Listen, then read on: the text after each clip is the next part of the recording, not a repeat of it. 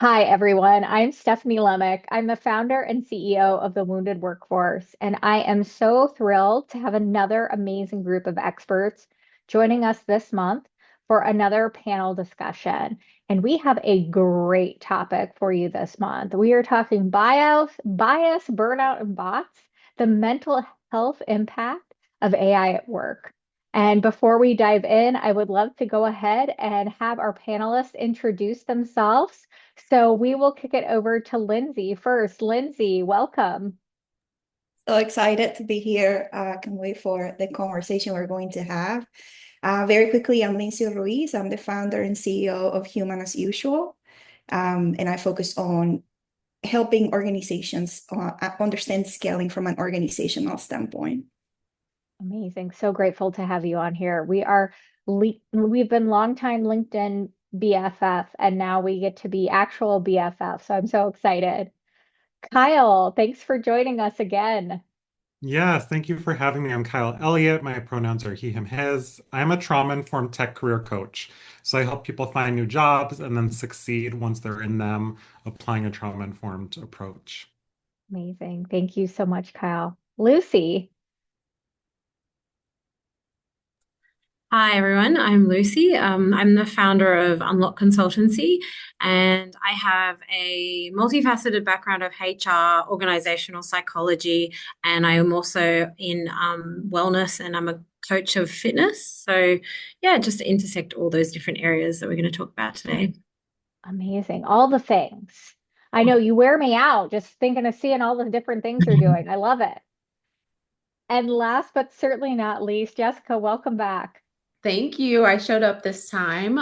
There was a little bit of a situation last time and I totally slipped my mind. But I am Jessica Winder. I am the founder of Hidden Gym Career Coaching, where I focus on coaching people through career transitions. I'm an author. My book is called The Hidden Gym Within, and it's for people that cannot afford one-on-one coaching, but can afford, a quick book to help them through the process. And then by day, I am an SVP of HR. And by night, I'm a mama of two sets of twins. A lot going on over here. Another person who makes me want to drink coffee for you. But I'm so glad to have you as part of this conversation. Like, I'm secretly excited it worked out for you to be part of this conversation because I think we need a little of your spice for this one. So grateful to have each of you joining us. Before we dive in, want to share a little intro to our topic for everyone. And then I promise I'll kick it over to our experts. So AI is no longer a futuristic concept. It's already shaping how we hire, how we perform, how we're measured, and even how we interact with our colleagues. And while the headlines tend to focus on productivity, profitability, and innovation, there's a quieter conversation that needs our attention. And that's how AI is impacting the mental health of the people behind the work, the people doing the work, the people we talk about all the time.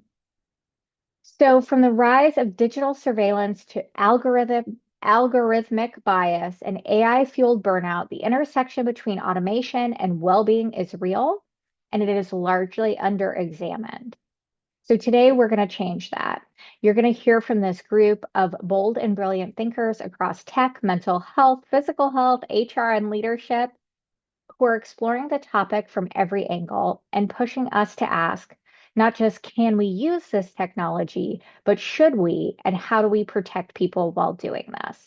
So, with that, I would love to hear from each of you on why this topic is so important to you.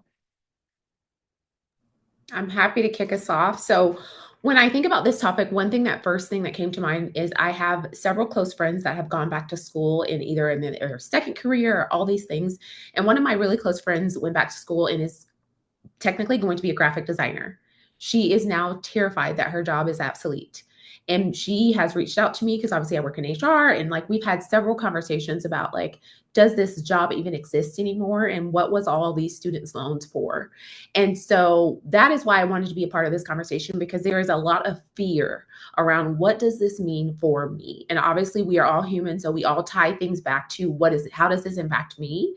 And so I am just seeing so much fear in my family and friends from one, thinking that their job is now gone. And two, what does this mean for their children or their life? Like, obviously, all of these things impact the workplace as well. So I am just personally seeing so much fear. And that's why I wanted to be a part of this conversation. I'll go next. I was so excited Jessica's going to be a part of this panel, actually, because I follow Jessica on LinkedIn. And then when Stephanie put out the advertisement, I was like, wait, is this the Jessica from LinkedIn? So I'm so excited. I'm sure Lindsay and Lucy are fabulous as well. I encourage you to follow all of them. I'm just so excited Jessica's here because I follow her on LinkedIn. Um, Part of why I'm here is that exact reason Jessica said, is there's humans behind this. Almost every single job seeker I talk with, I'm a tech career coach, are wondering, is my job going to exist tomorrow? Will I be laid off? How is this going to impact me? There's humans behind this. I think oftentimes people send me headlines and are like 10,000 people laid off, 5,000 people laid off. Those are humans. At the end of the day, these are humans, and people are worried. How is this going to impact me? And it's a really stressful time right now to be a human with everything happening in the world. Then worrying, is my job going to be impacted? How am I going to put food on the table? That's why this conversation is so important to me. How do people balance that stress when it's such a stressful time to be a human and to be a professional? So I'm excited to be here.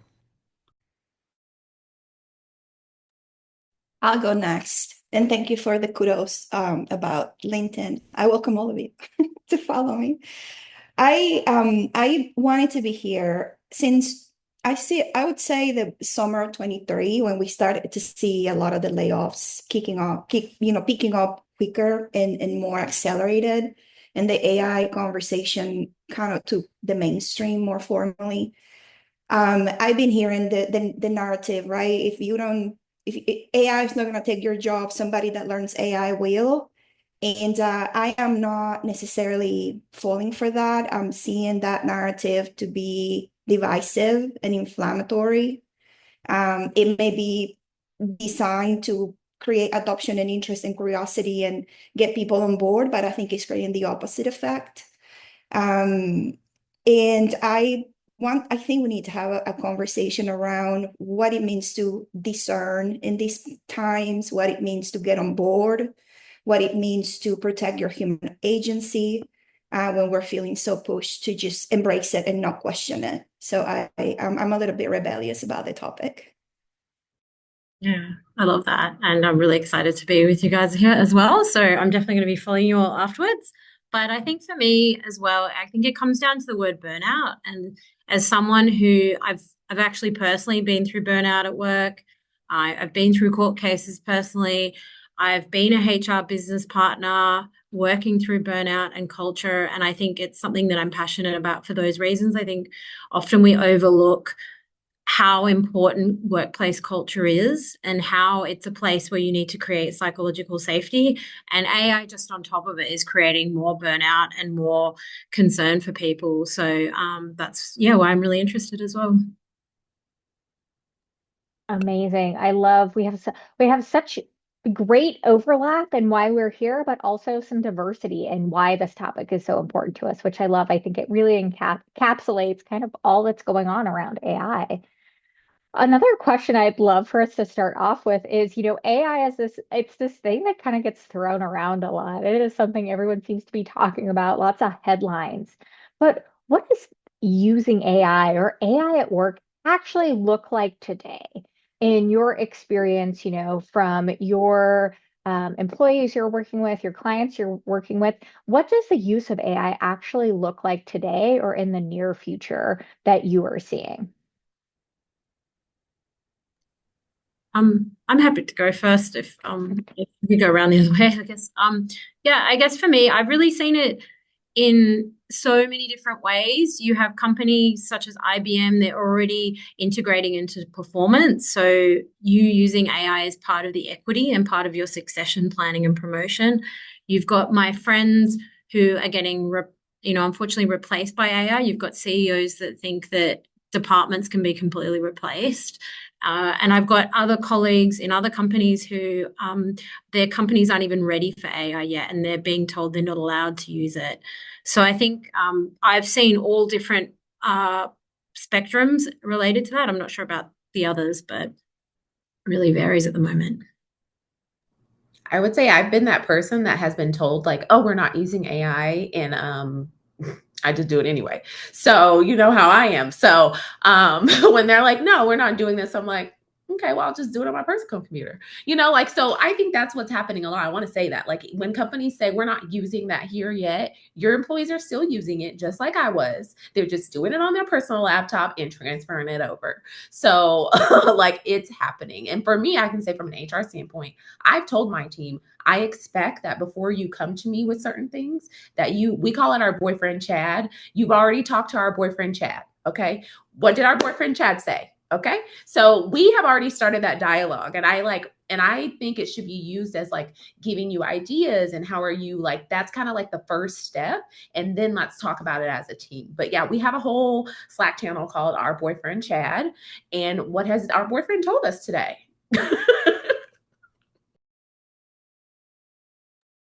I can follow that. I look at things a little bit more systemically, given the angle that I have. The companies that I have conversations with are looking at AI as a mechanism for scaling, right? And we hear about scaling from a marketing, sales, revenue, all these different capabilities.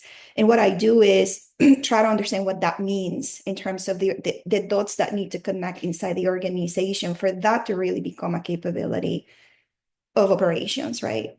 So I am seeing two sides of the same coin. One side, the appetite to cut costs because AI is just this magical thing that eventually is just going to do everything. Or because it's leveraging, it's providing capabilities that are supplementing human skill sets that maybe the company was not ready to supply anyway. So they're seeing that as a escape to compensate for maybe inefficiencies that they already carry from the past. And the other side is what you were mentioning earlier, the lack of alignment with where the stage of the company is to embrace and adopt something at scale, and what that causes in terms of the anxiety and the lack of readiness inside the organization, depending on how big it is. I love that. I think it's that bespoke approach, companies figuring out kind of what works for them, their readiness, employee readiness. I think it's not gonna, as some companies are trying to replace employees with AI, and we've seen a lot of backlash with companies.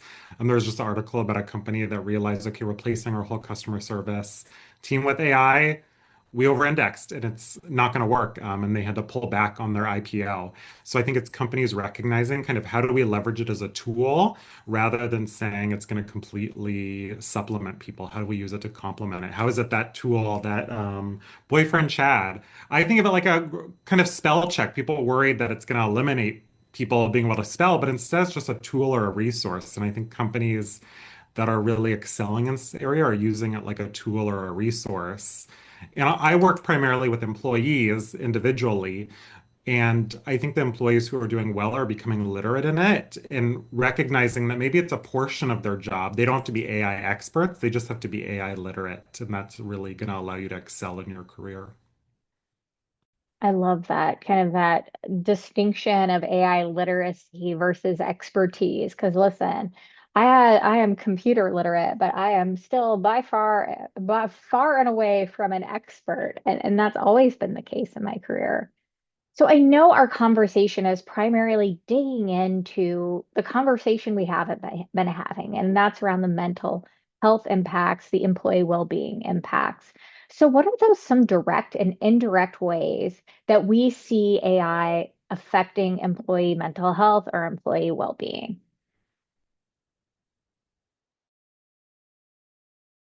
I can kick us off this time. I actually been doing a lot of research to help explain on one side what I'm seeing, and on the other side what I hope leaders understand, right? When we see the resistance, the concern from the people in the organization. One for me, the main takeaway today, based on everything we know, is that we're talking about a technology. There's a lot of conversation about the revolution, right? And all the other revolutions in the past. And we used to be afraid of cars and computers. I think we need to pause and really understand that these technologies differ not only because it's amazing, but because it's very invasive. And by being invasive, it's getting closer to the personal space of people, for which it's natural, right? That we are going to feel like it's taking away even more things that we value than just a regular tool. So there are at least, 6 barriers that are causing people, in my perspective and in my experience, to have an effect in their mental health and how they think about this and how they feel about it. I mean, there's a lack of personal power to begin with, right? People not having the choice to be able, not even to resist it, not even to ask a question as to why are we doing this. There's a lack of awareness. Kyle was mentioning the literacy versus the expertise. There's a massive, misalignment on what it is, what it does, how that there's not a cohesive understanding. The basic safety of us is not guaranteed, right? We were talking about job security. Am I going to even have a career overall, let alone the impact on society and humanity? And then the other couple of things can be summarized in hoarding of resources, right? There is the underlying proximity to power that I think will play out bigger in terms of who gets opportunities, who gets hired, who gets promoted, who gets in front of the line when there's still a vision that's only for a few that understand as opposed to the mainstream. So involvement would be very huge here in terms of helping connect all of that. I would say the flip side, that is having a positive impact on people's mental health is I've seen people, and I have coached people that are early in their career who might not have a mentor, who I've told them, go and ask these prompts, and this can help guide you into what you need to be doing in the next step. So I do think that there obviously are some downsides, but there's a positive impact to some people's mental health when using the platform with certain prompts. And as we know, the prompts and how you ask things are so impactful. And so using it to be a career coach is actually something that has been helpful for people's mental health. So yeah, I think that's something to be noted as well. I love that. And I think what can be tricky there is kind of the cognitive overload. It can be overwhelming, the amount of information. And I think asking those right questions, recognizing the risks, the amount of privacy. I had a client recently, they had worked on a project for weeks, presented something to the executive, and they're like, let me look on ChatGPT real quick and see what other options there are. And I was like, okay, this person spent weeks and weeks of times researching, and then this executive is just going to pull some information really quickly. And I think it can be a little dangerous to say, let me just grab some information on here that I haven't fact checked, I haven't researched. The executive's not an expert in that. So we really have to do our due diligence and do our research beyond just what ChatGPT says. There was an article sharing how it couldn't tell you how many R's were in raspberry, and it would tell you the wrong number. Or I've done some testing of it where I'm like, I'm having a mental health crisis. What should I do? And you can lead it to kind of give you answers that are not appropriate as well. So I think it can be really powerful, and human intervention is still needed and monitoring as well. I want to comment on that because I think it's really important what you just said around the way that people are using AI, specifically leadership, to be dismissive. Because I have seen that time and time again where someone will say, well, ChatGPT told me, and da da da da. And you're like, but you don't know what you're talking about. And like, what did you ask where that information came from? So that is also impacting employees' mental health, is because people now feel empowered to be dismissive because they have information from Chad. So don't let boyfriend Chad get y'all caught up. I'm definitely calling it Chad from now on. Yeah, I would second what you're saying, Kyle, and I think it's so true. Everyone's an expert now. I used to work with an executive who used to be like, Lucy, I love this executive presentation you've created, but I just want you to change this font, and I just want you to change the size of this font, and you just want to. But what I would just say to that is, for me, I just think it comes down to the culture that you're creating in an organization as well. If it's a flawed organization with a lack of transparency, with a lack of safety, with a lack of people feeling supported, AI is not going to solve the problem. It might solve some problems, as Jessica said, but I think that's probably maybe going to be a good thing of AI is the cracks that will emerge. People will have to change manage those as well at the same time. Yeah.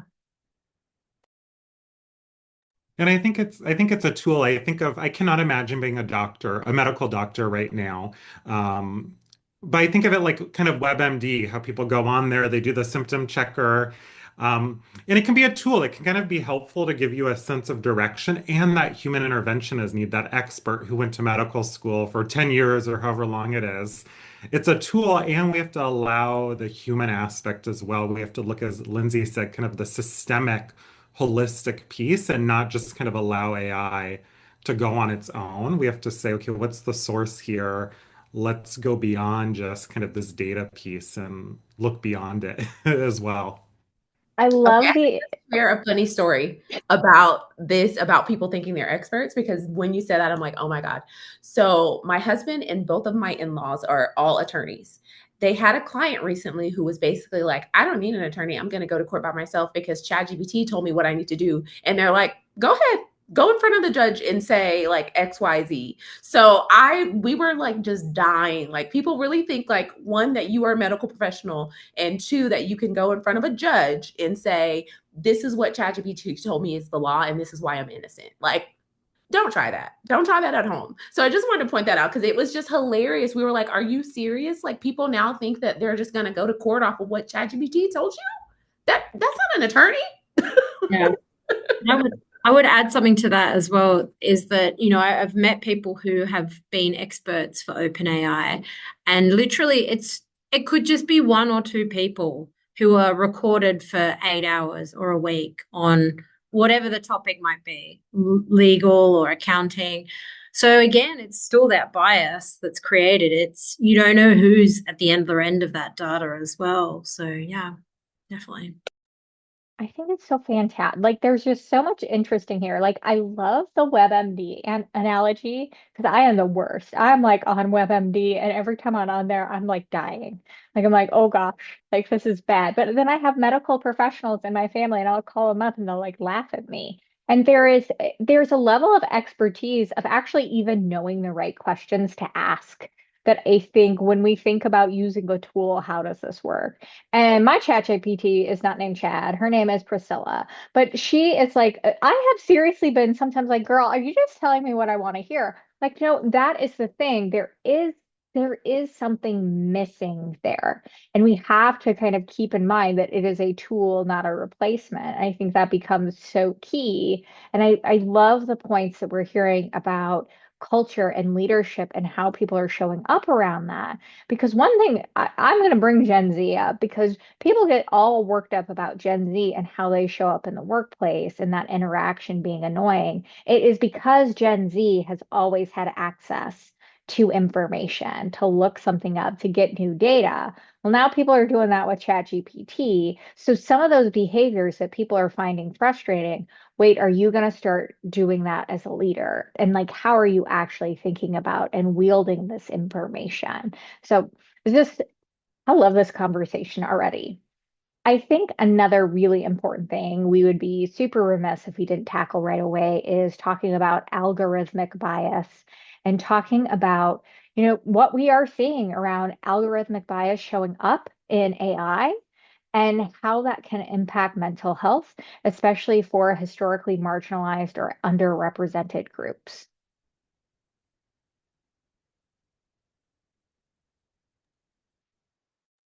I think if we, you go, Lindsay. You go first. I'll follow you. Let's see. Yeah.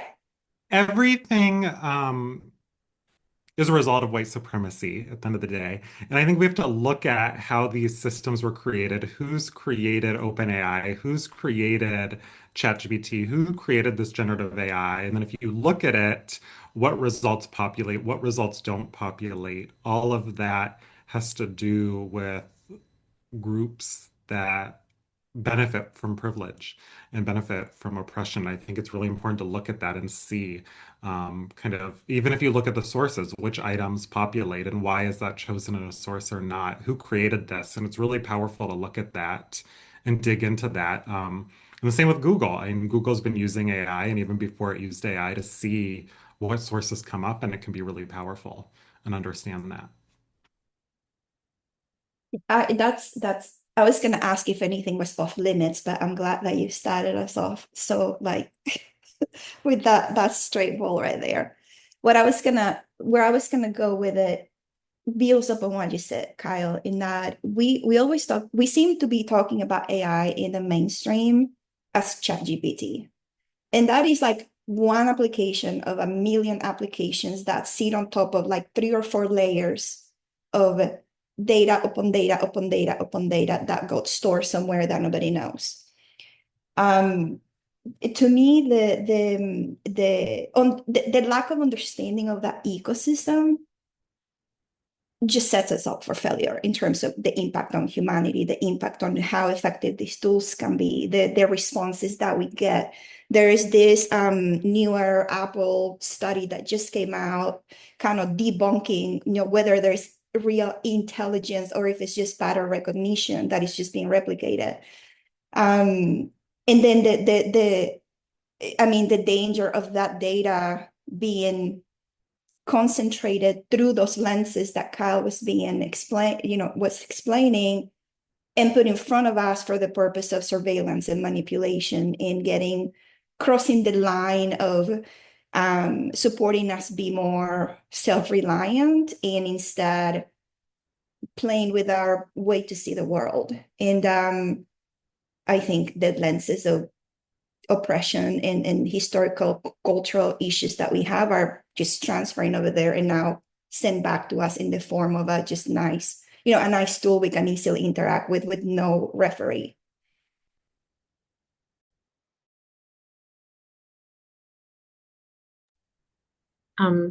Yeah, I was just going to say a second to that. So, I mean, thank you for being so upfront about that. I think it's interesting because I used to, in my early career, I was a technology literacy teacher in a really underprivileged community in Australia.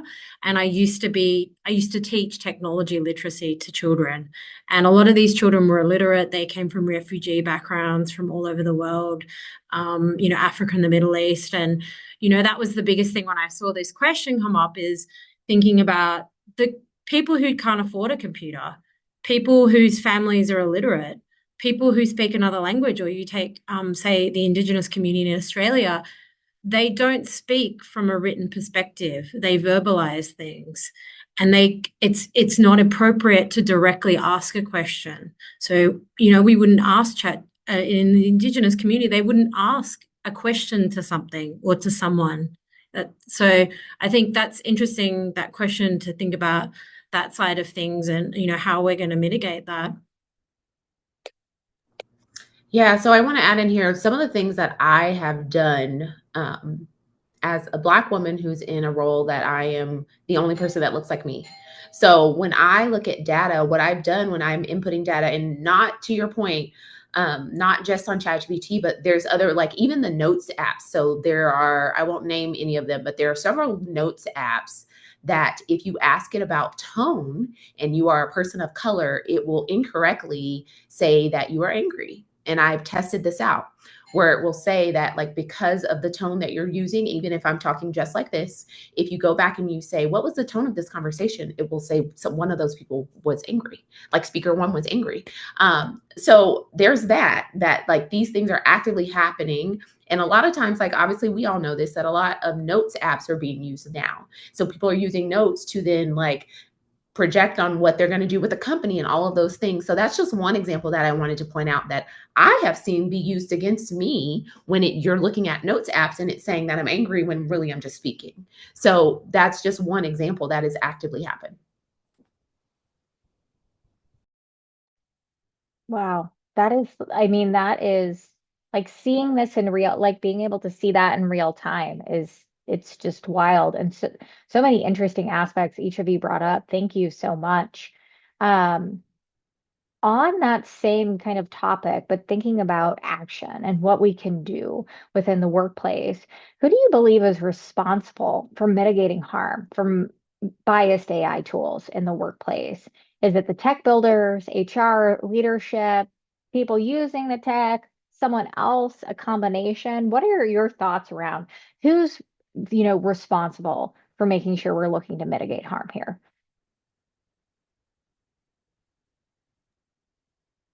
All Can of I us. just say I don't want it to be HR? Okay, like can we get something else? Okay, we got everything else. Can somebody else do it, please? That's all I gotta say. I ain't gonna say nothing else. That's not going to I, happen, Jessica. That it's going to be on us, isn't it? It always is on us.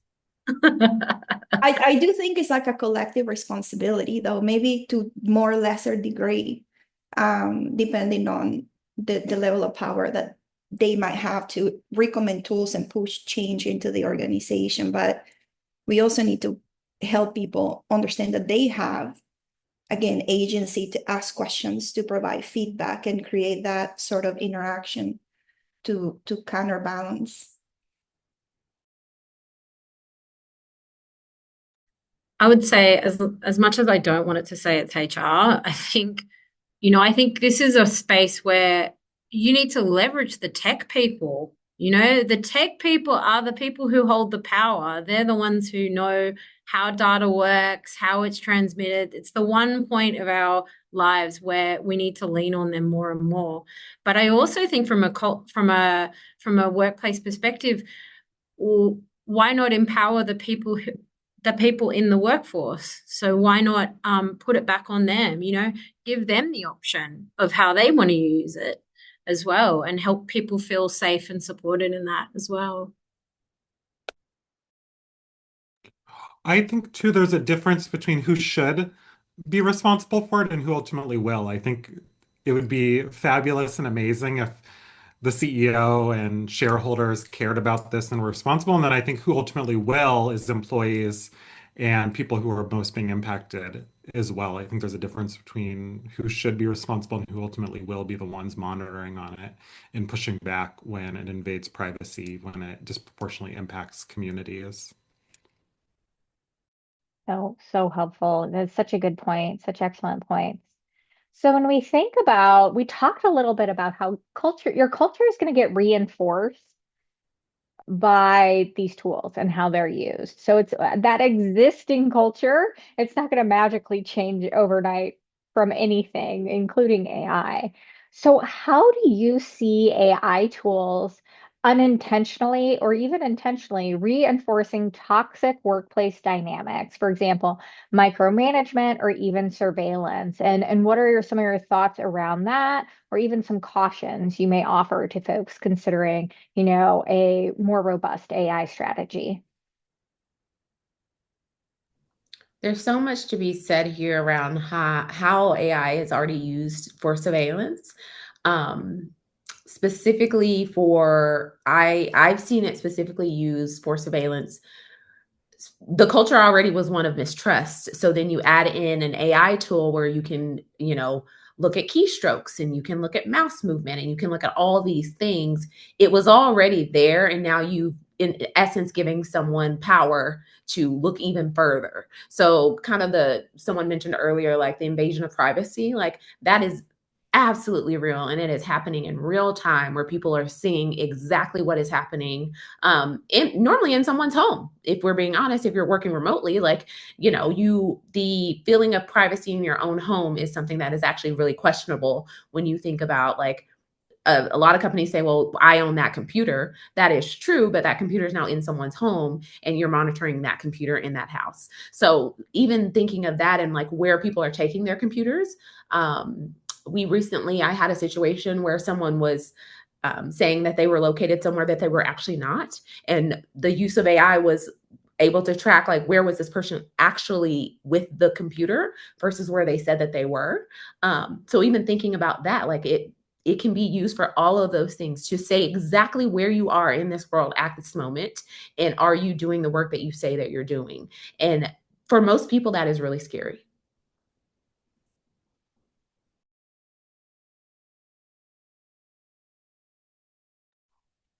I love all that, Jessica. What comes up for me is workload. The people I talk to worry about workload. I think when we look back historically, sometimes when we think of the vacuum or the dishwasher, people thought it would decrease workloads in the house, but actually just raised expectations of cleanliness. So I think with AI, it's like, oh, we're going to save time. No, it's just going to be, we're going to remove some administrative burdens, and now people are going to be expected to work more.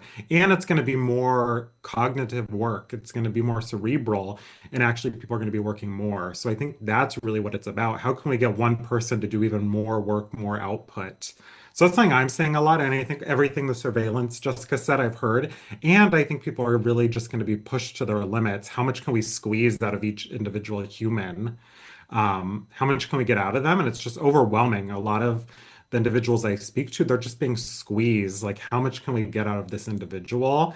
And how much can we push them to their limits until they're exhausted and burnt out after a year or two, and then let's go to the next person. I think that's something that's happened with AI. It's just like pushing people to their mental limits. And then with this kind of in surveillance, then like people used to be able to take a break, and now like no, you always have to be on green on Microsoft Teams or whatever, and now you can't even take breaks, and we want you to be on all the time, which is just not humanly possible. So with that in mind, how can we look at designing AI tools or the processes in our organization where we're using AI to help actually relieve mental load or prevent burnout versus creating new forms of digital exhaustion? It's interesting because I think, I think it's about, in some ways, empowering different people, different teams in different ways. Just before this call, I was talking to a design thinking specialist, and he said that he makes his staff not use ChatGPT until they're past a certain point in the creative process, to have them still use their own processing, their own thoughts. So I think in some ways it's about putting it back on the staff in terms of how they want to leverage it. And also, wellness is so important in this day and age, digital detox.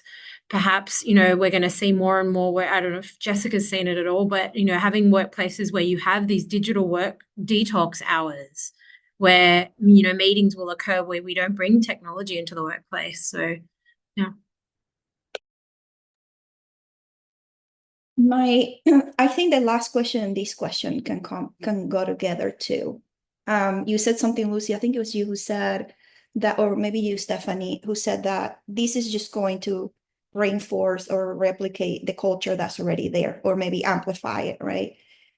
I think a lot of the toxic dynamics and how do we design and how do we make decisions happens outside the system. And I think the focus needs to be there. I think the system, that's what it does, right? And the depth of what AI is just going to evolve, and we're all going to learn more. But the dynamic of the organization, I feel like, is a bigger decision-making point that is going to really go back to what kind of organization we want to create here, to the earlier point. My doctoral dissertation was in narcissistic abuse in the workplace. So I have a sensitivity for abuse of power. And I feel like a lot of these different topics goes back to the integrity of whoever is owning the strategy, whoever is owning the decision making, and whoever is setting the tone for how the other parts of the organization are going to come together to use these tools to leverage, to who gets hired, to who gets in positions of power or not. I feel like there are like at least 5 fundamental gaps from a design perspective in that point of view. Who's going to be responsible for closing the knowledge gap? Who's going to be responsible for the confidence, the alignment, the involvement or inclusion, the ethical decision-making that needs to happen.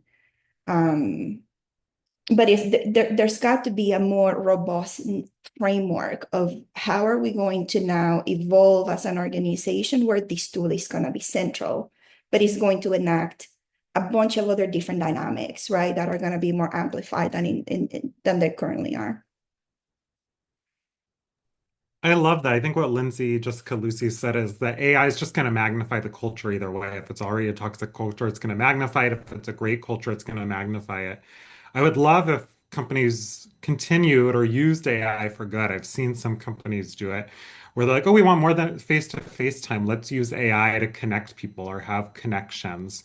Or we want to have more feedback loops. Let's use AI for that. Or I'd love for keystrokes if they said, okay, let's have time where we don't want anyone doing keystrokes and let's kind of monitor people. Whether there's like an hour every Friday where we don't want keystrokes. We want you to be away and we want it to be yellow or red on your Microsoft Teams. So I'd love if they use these tools even more for good.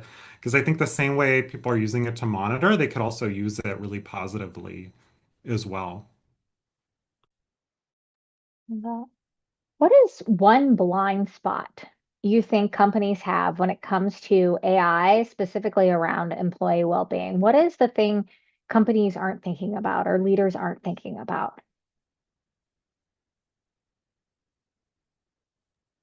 I do a ton of workshops and trainings, and anytime I do a workshop or training, um, I try not to assume that people have the same baseline knowledge. I'm always surprised when I share a word or when we talk about something, how people are all over the board around something. It's really interesting. Over probably 90% of my clients work in tech, and it was about 2 years ago what I learned what cloud computing actually means. And I've had clients like literally in charge of like all technology CTOs for Fortune 10 companies, Fortune 100 companies. And I didn't know what cloud computing was. I just literally I thought it was like data in the clouds, and that is not what it is at all. So I think recognizing like base level knowledge is not the same for everyone and educating people on like what is AI?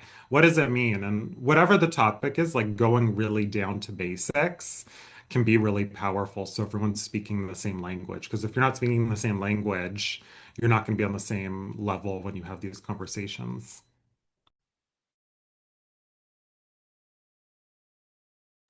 I would just say second to that. Yeah, I think that, like you said, it's how people use it, I think, correctly. And I think it's about, I was thinking about this the other day. Remember back in the day when we replaced call centers with technology? And that loophole where you're just going through the same process over and over. I think that's going to be the blind spot, is the human center side of things. I know that I went to a talk last week at Tech Week in New York, and the CHRO of IBM was saying that they do have AI agents for HR, but what they do is you can rate the response of the agent afterwards. And if you don't like the response, you then get a call from someone in HR to ask you about it and whether it's what worked and what didn't work. So perhaps that's one way to prevent the blind spot as well. Don't let them just rate HR regular folks because they're gonna not like us. They don't like what we have to say. Okay. Rating HR people, oh gosh. It's like a Yelp review, like 5 stars or no. Like, would you go back? I think one of the blind spots that I always want to just keep in mind is like these things are moving so fast. It's okay to say, I don't know what this is, or I don't know how we should move forward. And that is one of the strongest things you can do as a leader, is to say, I don't know. And a lot of times right now, people just feel like they must be going with the current, and the current is AI. So we're just going to say we're doing this, and we're going to say we're doing all of these things without actually having like any research, any knowledge. You're just going for it. So I just wish people would know that it's okay to acknowledge what you don't know and to actually stop and to actually like pause and say, we don't know enough about this right now. Let's come back to it, instead of feeling like you got to stay ahead. It's like a race to nowhere, like a race to what, So that's how it's feeling for me. I agree with that. There is the innovators of technology love to talk about the adoption curve. In this particular case, it's not like a linear adoption that's happening. We have at least 2 or 3 of those curves happening in different timelines. And I think leaders need to be aware of that a little more when they're talking about the execution part of this. Because then you have people like what Jessica was explaining, right? Falling behind the technology, going faster, and there's a huge organizational gap where everything can happen.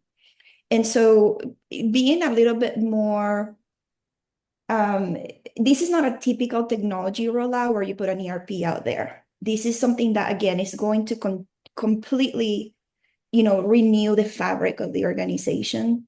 And if we talk about agentic AI, that's a whole nother right piece of it when we start thinking, well, now we're going to have a mix of robotics and humans and cyborgs and whatever this new vision is. All of that is going to exacerbate the different adoption that needs to happen at different levels. And so, unless the plan is to just fire everybody and just deal with the technology, we really need to be more conscientious as to what timeline is happening for what part of the adoption, so that we can be more strategic and execute with more discipline, I think. Uh-huh.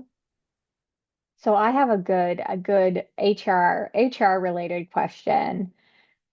Current employee mental health supports that exist, like EAPs, well-being programs, benefits, are they equipped to address AI related stressors? And are they equipped for kind of this new future of work that we see forthcoming? No, I mean, they're not even equipped to do the basic things already. So the answer is absolutely not. You read Um, my mind. yeah, like, no. No, I mean, I think they're struggling to even get people to even utilize them right now. So there is a barrier to even getting to the service. So once you get to the service, I don't think that, and this is no shade to most mental health professionals. They're learning this as we go too. But I don't think that people have had enough time to even like realize the impact that this is going to have. So no, I have a strong no on that.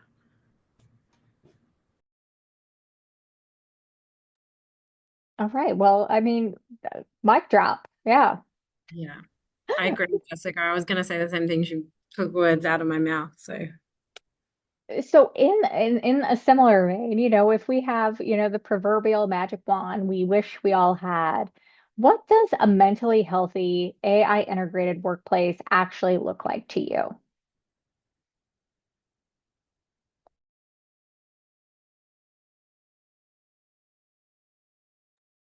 I'll take a stab at that to kick us off. I think that an integrated AI workplace considers a few things. So it needs to think about how are we going to equip people and for what reason. You had a question, you said something earlier, the two questions between can we do this or should we do this and how should we do it. I think we need to, that's the point of integration that we need to start with. And from that point, what is the incentives going to be? How is this going to change our peer learning opportunity as a culture? How is this going to be rolled out in phases so that we can accommodate, right, the level of complexity that's going to mount through the process? What are the adoption goals? What are we trying to really make accessible, right, from a SOP perspective or a policy perspective, whatever that is. And how are we going to champion and for what reason are we going to champion? I think that the blinded, we just have to do it because this is where the world is going, is what's creating the mental health challenge. There's just not AI that we have to make decisions on every day, right? We have different layers as to what's happening in the world right now. And the more we saturate the environment, the more we're going to put people in positions where they can break down. And we need to try to protect that with their asking the right questions, making the right decisions, and putting in place the right guardrails to hold it all together. I love that. As Lindsay was talking, the word paradox kept coming up in my head, how we can embrace AI, leverage AI, and then remember the humanity. Companies can still make money, they can still maximize shareholder value, and they can still remember there's humans at this, and they can still leverage AI, drive productivity, and not burn employees out. And it's not that it's this either or, but it's this paradox of leveraging both, leaning into both, and not kind of going to one end of the spectrum or either, but balancing both of these and leveraging both of them, and then working in tandem together and recognizing it's going to be this balance. And we don't want to go, I think of a Black Mirror episode or something like that. Like it's not going to the extreme, but it's embracing both of these and recognizing it's a paradox and it's not an easy answer. But how do we balance these when they can be competing, but they can also be working together if you ask those right questions and make those difficult decisions and are constantly evaluating it, being open to feedback, and you're adapting and learning.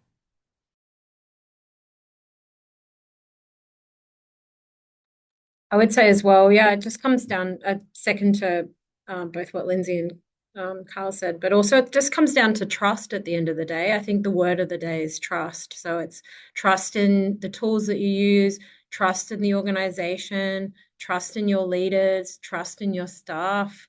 I think no organization can be innovative or productive without trust at the end of the day. Absolutely. Well, obviously, we could talk about AI, mental health for hours. We're coming up on time. So I would love to, if each of you would share, if someone is interested in learning more about AI, about integrating AI, but just kind of anything in the realm of any of the topics we talked about, what would you recommend? If it's a book, article, course, podcast, what have you? And I would say, in addition to making sure you're following all of these fantastic experts who are so kindly are, thinking about this and kind of leading in this space already. So Lucy, if you would kick us off. I would definitely say follow all these people. I mean, I've got about a million that I could talk about. I would say first off, the University of Queensland in Australia has a centre called the Adam Centre, which is a lot of psychologists who are building algorithms and trust kind of psychological safety for AI for organizations at the moment. So they've got some interesting toolkits that are free. General Assembly is someone I'm working with at the moment, and they've rolled out a whole suite of AI courses. And, just generally, I'd say you can always message me on LinkedIn and I can send you some things as well if you need. Yeah. Awesome. Amazing. Thank you. Kyle. Yes, LinkedIn. I love hanging out there. Kyle Elliott with two L's and two T's. And then my website. You can go to caffeinatedkyle.com/authentic. I recently released a new guide to help you be a more authentic leader during these times. It's a challenging time to figure out who you are and what it looks like to be confident and aligned during this time. So I walk you through several prompts to be a more confident leader, but it's caffeinatedkyle.com/authentic. Amazing. Thank you, Kyle. Jessica. I am a lover of all things podcasts. So one of the podcasts I recently listened to was from Hello Monday, and it's the LinkedIn podcast network. And they had one specifically around like ethical AI. What does this mean in the workplace? And I just found it to be just a really good listen. It was quick, easy, and it like made you think about like how this is going to impact you. So I would recommend that one. Awesome. Thank you. Lindsay, wrap us up. What a responsibility. I would say my advice is learn all the points of view. Go learn the tools, which you can learn anywhere on your own or get any of the courses. They all talk about the same thing. But also go get a couple books. There are two books that are contradictory that I read at the same time. One is called Tech Agnostic, that is written by the MIT chaplain or the Harvard chaplain, Greg Epstein, that talks about all the sides as to why AI is problematic. And there's the other book that's called Super Agency that was recently launched by Reid Hoffman, that is everything that can go okay with AI. I think we're living in a moment of contradiction and, to your point, paradoxes, and the truth is not clear. And so we need to find the truth, and the truth lives in the nuance. There is another person that I really love following on LinkedIn. Her name is Luisa, Luiza Jarowski, Jarovsky. I think she's in the UK, and she provides a really balanced legal, ethical view of things that she's finding. So I would just recommend that build your own little ecosystem of different truths, and then you make your own decision as to what your point of view needs to be and where you want to go with things. Amazing. Fantastic. This was such a great conversation. Like, wow. I knew it was going to be good, but wow, this was incredible. Thank you all so very much. Thank you everyone who joined us, and until next time, be well.